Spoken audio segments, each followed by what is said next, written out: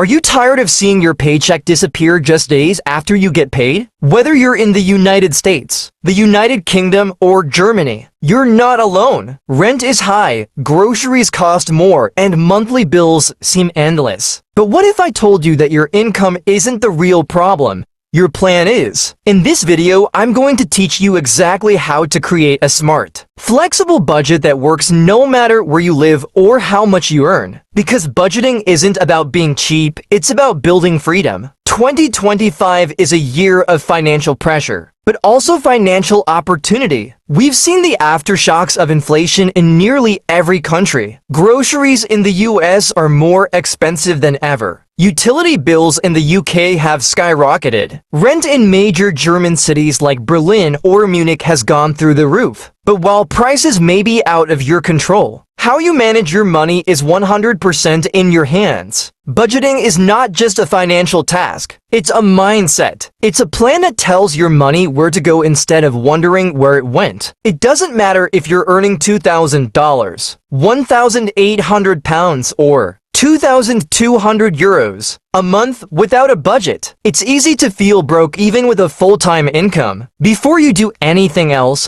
you need to understand your real income. That's not what your job offer says. It's what lands in your bank account. If you're in the US, that means after taxes, 401k contributions, Social Security, and health insurance deductions. In the UK, it's your income after national insurance and PAYE tax. In Germany, you'll need to consider health insurance, pension contributions, and income tax as well. Also, be mindful of irregular income. Freelancers, gig workers, or side hustlers should calculate an average over the past 3 to 6 months. Write this number down. This is your starting point. You can't manage what you don't measure. For the next 30 days, write down every expense, big or small. Yes, even that. Pound 3.99 Spotify, subscription or €2.50 coffee. Break your spending into 3 categories: fixed, variable, and occasional. Fixed includes rent, utilities, car payments, and insurance. Variable includes groceries, transportation, and entertainment. Occasional includes gifts, car repairs, and holidays. At the end of the month, review everything. Where's your money actually going? You might be surprised. Now that you know your income and expenses, it's time to build a plan. One option is the 50-30-20 rule, 50% for needs, 30% for wants, and 20% for savings and debt. This method is simple and great for beginners. It works well if you have a stable income. If you prefer control, try zero-based budgeting. Every dollar, pound, or euro is assigned a purpose. This is excellent for people with variable incomes. Some still like the envelope system, whether physical or digital, dividing money into categories and only spending what's allocated. In Germany, many people still use cash-based categories, which helps with discipline. Even with a budget, people often fail due to simple mistakes. Being too strict is one. A budget isn't a punishment. Allow room for fun. Another mistake is forgetting irregular expenses like holidays, car repairs, or birthdays. Not tracking your spending regularly also kills your progress. Budgeting isn't set it and forget it. Also, if you're in a relationship, not budgeting with your partner can cause tension. Especially in places like the UK and Germany where joint finances are common, it's important to be on the same page. Budgeting is not one size fits all. Let's look at some country-specific tips. In the US, health insurance is a major cost. Include co-pays, deductibles, and premiums. Take advantage of employer matching 401k contributions. If available, that's free money. Use cashback cards, but only if you pay the balance in full every month.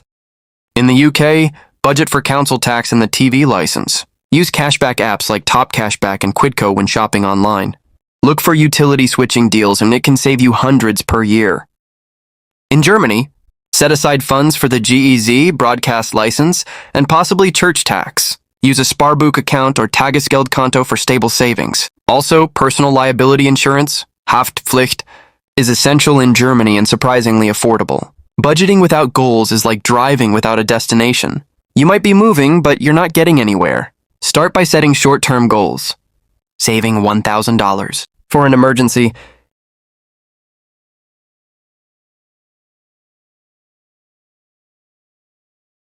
Or paying off a small credit card. Then move toward midterm goals, a holiday, a car, or starting a side business.